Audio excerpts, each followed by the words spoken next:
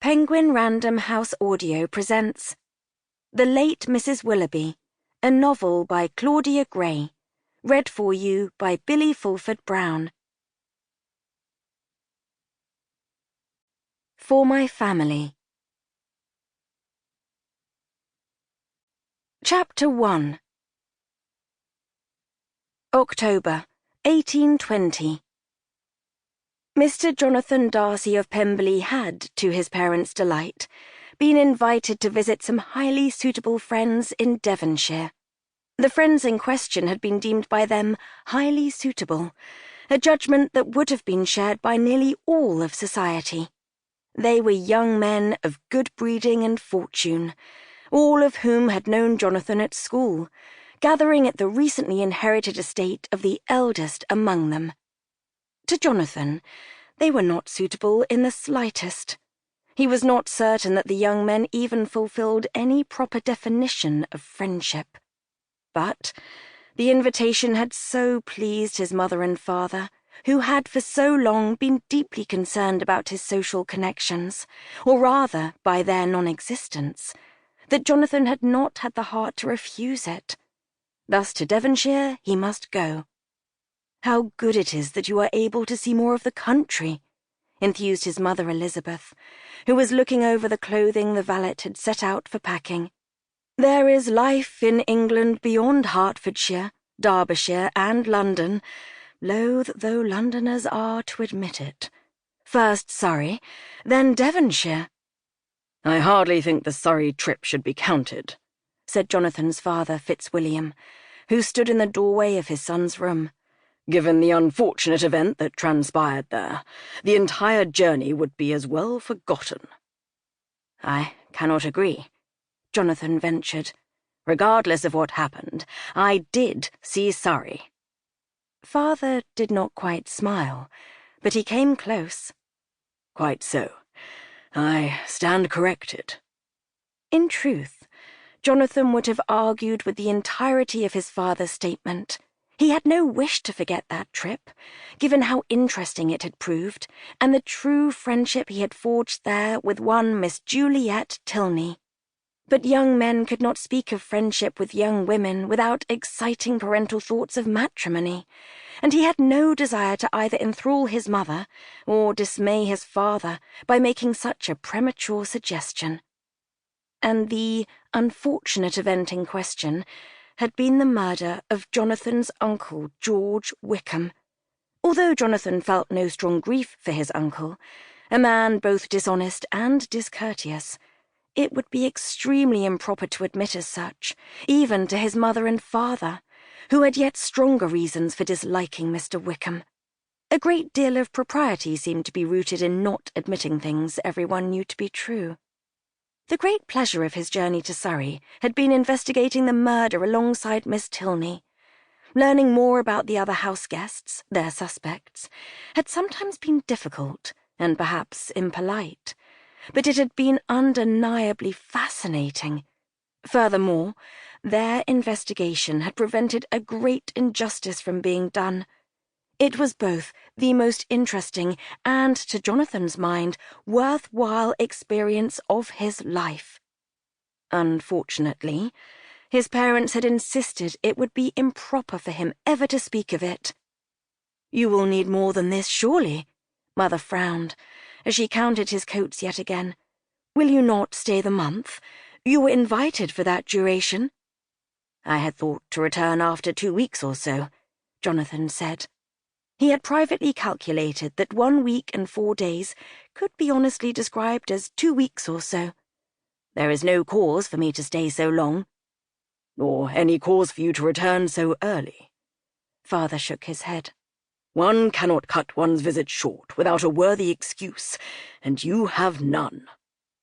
Never before had Jonathan had cause to regret matriculating at Oxford early. Had he not done so, he would be returning to his college at this time of year. There, he could avoid most social situations by holing up at the Bodleian. But earning his degree had cost him that sanctuary. His mother, more sensitive to Jonathan's character, gave him a reassuring smile. "If you absolutely despise it there, You may write us to that effect, and we will invent an excuse so impeccable even your father could not object." Father looked as though he wished to object immediately, but he kept his peace as Mother continued. "Yet I dare to hope that you will find it more pleasurable than you now fear." Jonathan knew full well that he would not, but he had no socially valid reasons for refusal. If this trip had to be endured, so be it. Miss Juliet Tilney of Gloucestershire had, to her parents' dismay, been invited to visit a highly unsuitable friend in Devonshire. Her father, Henry Tilney, shook his head as his daughter held up that gown and this, choosing favourites to take on the journey. "I mean no disrespect to Mrs. Brandon, but it must be acknowledged that the woman is a murderess." "You cannot be afraid for me," Juliet protested, frowning at the pale green dress she had liked so much more just days before. "It is not as though Marianne Brandon goes about slaughtering people wherever she may wander." "Do not be impertinent." Henry Tilney was in fact quite fond of impertinence, both his own and that of others, if phrased with enough justice and wit, but was stricter with his daughter in this regard. "No, I have no fear for your person. Your reputation, however, could be in greater danger." This won him a censorious look from Juliet's mother, Catherine. As an authoress, she could be more imaginative than most, and could put herself in the place of another more easily. Society should not punish Mrs. Brandon for her action. She only did what she was forced to in order to escape. She paused, searching for phrasing that could be spoken aloud in front of her daughter. An act of terrible brutality. The law found her behaviour to be fully justified. "Rightly so," her father concurred. "However, one cannot expect society to be equally generous." "Society should be." Her mother put her hands on her hips.